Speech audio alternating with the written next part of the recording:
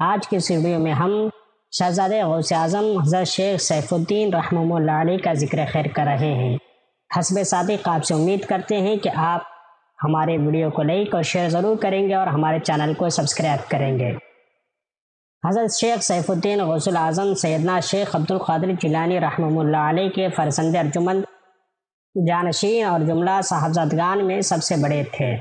آپ کا اسم گرامی سید عبد الوہاب، کنیت ابو عبداللہ، لقب سیف الدین، جمال الاسلام، قدوۃ العلماء اور فخر المتکلمین تھا۔ حضرت شیخ سیف الدین عبد الوہاب رحمہ اللہ علیہ کی ولادت 2 شعبان المعظم 523 ہجری مطابق 2 جولائی 1128 عیسوی میں بغداد میں ہوئی۔ آپ نے اپنے والد ماجد سے علم الفقہ اور علم الحدیث کی تحصیل فرمائی۔ اس کے بعد ابو غالب احمد بن علی بن احمد المعروف ابن البنا اور ابو القاسم سعید بن حسین اور ابو بکر محمد بن الزاغوانی وغیرہ سے بھی استماع حدیث فرمایا۔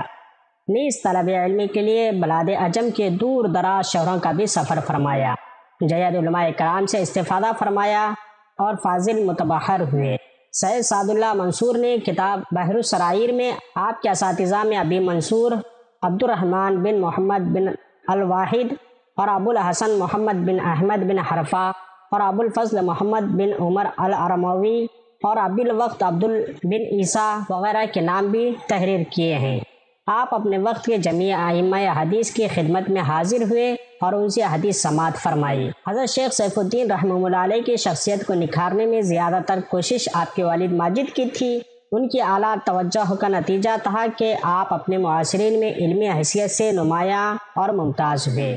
حضرت شیخ سیف الدین رحمہ اللہ علیہ نے تحصیل علوم و فنون کے بعد 345 ہجری میں اپنے والد بزرگوار کے سامنے ان کی نیابت میں مدرسہ سیدیہ غوثیہ میں درس و تدریس میں مصروف ہو گئے۔ ایک وقت ایسا بھی آیا کہ زمانہ آپ کو فخر الاسلام، قدوۃ العلماء اور فخر المتکلمین کا القابات سے یاد کرتا تھا۔ 19 سال کی عمر میں حضرت غوث الثقلین عبد القادر جیلانی رحمہ اللہ علیہ نے آپ کو خلافت سے مشرف فرمایا۔ اللہ تعالیٰ نے شیخ سیف الدین عبد الوہاب رحمہ اللہ علیہ میں بہت سی خوبیاں عطا فرمائی تھی۔ ذہانت و فطانت اور علمی مہارت کی وجہ سے خلیفہ ناصر الدین نے آپ کو 538 میں مظلوموں کی داد دری کا محکمہ آپ کے سپرد کر دیا۔ صاحب قلائد الجواہر لکھتے ہیں کہ آپ نے بہت جلد عوام کی ضروریات کو پورا کرنا شروع کر دیا اور حدیث و وعظ اور افتاء و مناظرے کے ساتھ ساتھ عدالتی احکام بھی نافذ کرتے رہے۔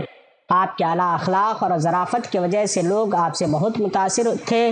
آپ کے علمی کمال کا اس بات سے بھی اندازہ لگایا جا سکتا ہے کہ حضرت عبد الرحمن رحمہ اللہ علیہ لکھتے ہیں کہ حضرت شیخ عبد القادر جیلانی رحمہ اللہ علیہ کی اولاد میں ان سے زیادہ یعنی شیخ سیف الدین عبد الوہاب رحمہ اللہ علیہ سے زیادہ کوئی فقیہ نہ تھا۔ خوش لسانی میں آپ کو ید و تولا حاصل تھا، نہایت بامروت، کریم النفس، صاحب جود و سخا اور بہت بڑے عابد و زاہد تھے۔ جب خواجہ گری نواز خواجہ معین الدین چشتی حسن زنجیری رحمہ اللہ علیہ کو مدینہ منورہ سے ہندوستان کا حکم ہوا تو آپ پہلے بغداد گئے اور وہاں آپ نے 6 ماہ قیام کیا۔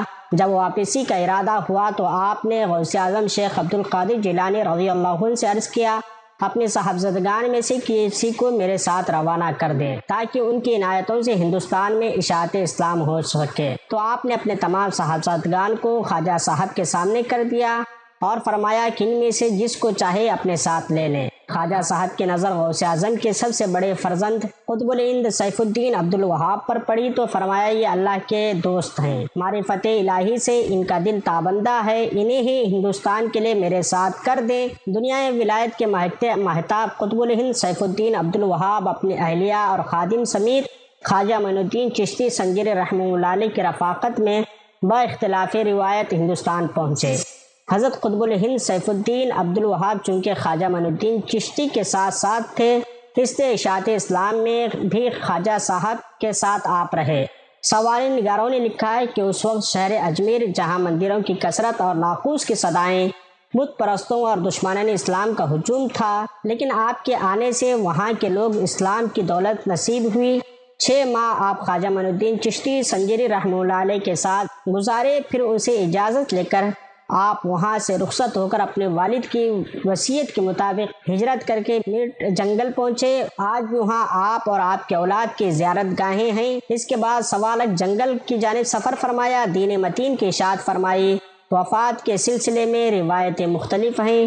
دارا شکوہ قادری نے آپ کا وصال 25 شوال مکرم 306 ہجری بیان کیا ہے۔ ایک اور روایت کے مطابق شیخ سیف الدین عبد الوہاب رحمہ اللہ علیہ کی وفات شوال 593 ہجری پر مطابق 1196 عیسوی میں ہوئی اور ان کا مزار بغداد شریف میں واقع ہے۔ آپ کو یہ ویڈیو کیسی لگی آپ ہمیں کمنٹ باکس میں بتائیں۔ انشاءاللہ ملتے ہیں اگلی ویڈیو میں۔ السلام علیکم۔